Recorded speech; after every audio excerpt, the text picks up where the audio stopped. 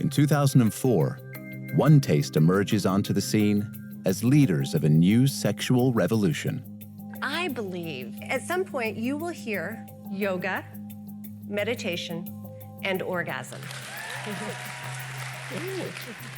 The group promises to change women's lives through orgasmic meditation, also known as OM.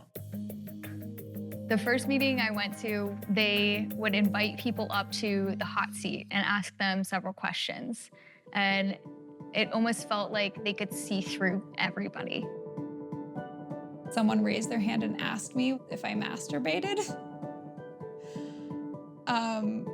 which obviously made me very uncomfortable. But on the other hand, it felt sort of exhilarating to have people show such deep and intimate interest in me as a person. The orgasmic meditation practice is a very clear practice. Like, they have a set of guidelines of what you do. There's about 15 or so steps. All the men were new, all the women were new. Nobody knew what the heck they were doing. Just the idea of like dropping my pants in front of a stranger, you know, I actually almost left. And then at the last minute, it was like, you know, I'm here, I'm gonna do the thing. OneTaste first launches in San Francisco, where it quickly finds a market for its program of daily orgasmic meditation, a wellness practice focusing on female orgasm. Developed by founder Nicole Daedone. San Francisco is home to what may be the cutting edge of female sexploration, the OneTaste Urban Retreat. I mean, it kind of looks like a yoga class. Doesn't it? Turning sex into a spinning class. More and more people are flooding in than ever before because I think a lot of people are discovering that a lot of the rules that they believed in aren't working. When I walked in through the door for my first class, I felt at home.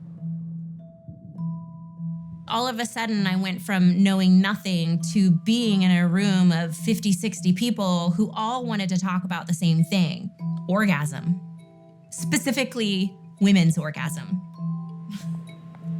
When I first heard about OneTaste, I had never had an orgasm.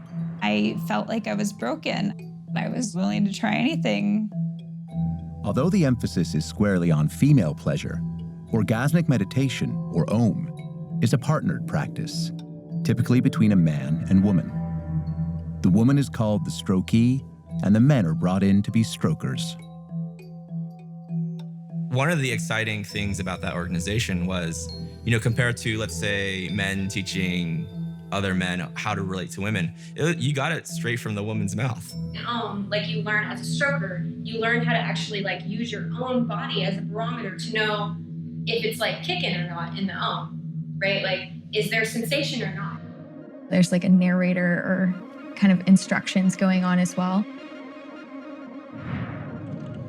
Now, make sure your container of lube is nearby and open as we start the OM. I got undressed from the waist down. I laid down and parted my legs. It's kind of a weird, crazy experience that we're all about to have. If you are the stroker, establish contact with your partner by beginning to massage her thighs and calves gently but firmly.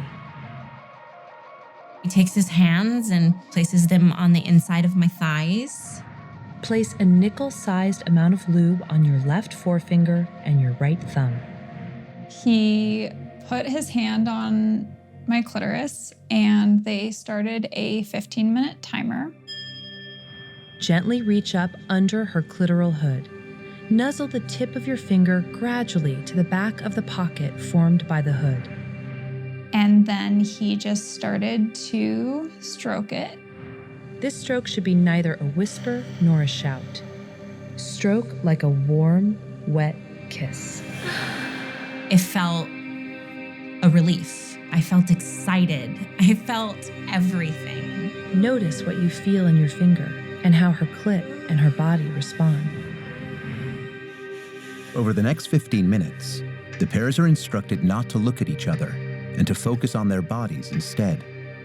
In Om, the goal isn't climax, but to ride the wave of sensations and connect with their partner's orgasmic energy.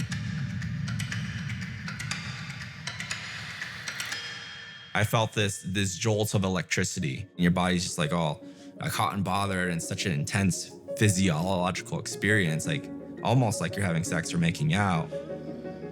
It was crazy to hear how many different sounds that the women around me were making. I just felt incredible about myself in a way that I never had before. One of the senior staff members said my orgasm kind of sounded like an orchid that was just blooming for the first time in 150 years. Hold the pressure there so that all of the energy that's been building during the Om is pushed back into her body. Now your Om is complete.